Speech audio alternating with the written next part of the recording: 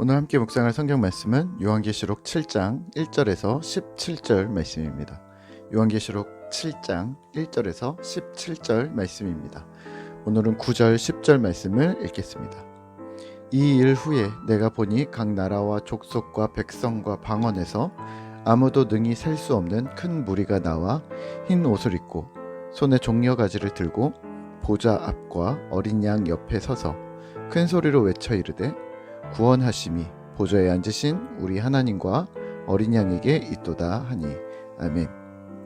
오늘 함께 묵상할 주제는 14만 4천 그 이상입니다. 요한계시록이 묵시록이긴 하지만 이 역시 긴 글로 되어져 있고 약간의 스토리라고 해야 할까요? 일정한 흐름이 있다는 것을 기억하시면서 읽는다면 요한계시록은 잠언, 전도서, 시편보다는 이해가 빠르실 수도 있습니다. 자, 우선 4장에서는 하나님이 등장하셔서 권위를 세우셨고 5장에서는 어린 양 예수가 혜성처럼 등장합니다. 그리고 두루마리 책과 인을 뗄 합당한 자격으로 왕자에 등극합니다. 그 다음 6장에서는 이 예수는 권능으로 세상을 심판합니다. 7인을 떼고 죽음, 심판, 지진 등 인간과 나라뿐 아니라 1월 성신까지 그 심판을 피하지 못할 것을 예견합니다. 하지만 오늘 7장으로 들어오면서는 갑자기 분위기가 반전됩니다. 회복과 사랑입니다. 1절입니다. 이 일 후에 내가 내 천사가 땅 내 모퉁이에 선 것을 보니 땅의 사방의 바람을 붙잡아 바람으로 하여금 땅에나 바다에나 각종 나무에 불지 못하게 하더라. 아멘. 6장의 심판 후에 요한은 4명의 천사를 보았습니다. 그들은 각자 땅 끝에 있었고 바람을 붙잡아 자신들의 내 귀퉁이 안의 영역으로 바람이 들어오지 못하게 막고 있었습니다. 하나님의 심판이 미치지 않도록 막고 있었다고 해야 할까요? 왜일까요? 3절입니다.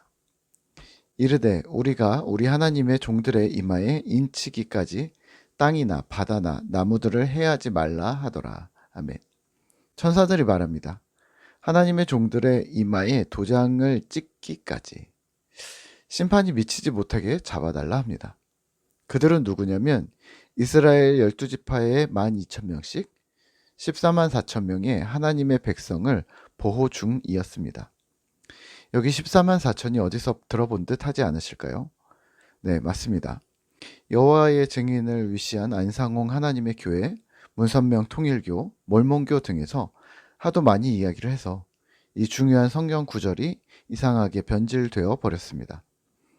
이 사이비 이단들은 14만 4천이라는 고정된 숫자가 천국에 가거나 구원받는 집단이라고 말하거나 특별한 지위를 부여받은 자들이라고 말해버립니다. 14만 4천이라는 숫자를 문자 그대로 해석했고 마치 근본주의자들처럼 해석해서 여러 가지 오류를 만들어내고 있습니다.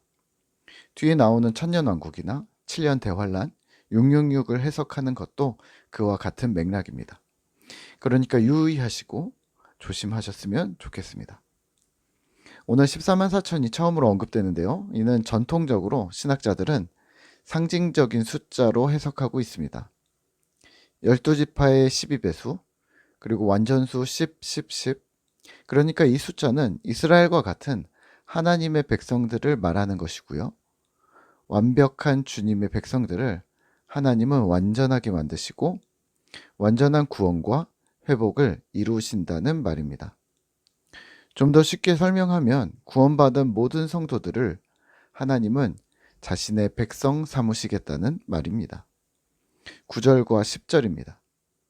이 일 후에 내가 보니 각 나라와 족속과 백성과 방언에서 아무도 능히 셀 수 없는 큰 무리가 나와 흰 옷을 입고 손에 종려 가지를 들고 보좌 앞과 어린 양 앞에 서서 큰 소리로 외쳐 이르되 구원하심이 보좌에 앉으신 우리 하나님과 어린 양에게 있도다 하니. 아멘.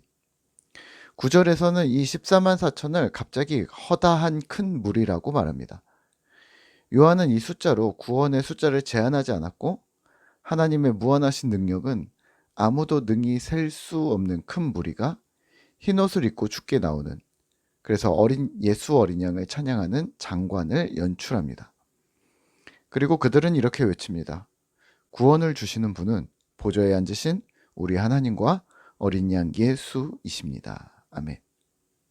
이 하나님의 백성들은 어떤 자들일까요?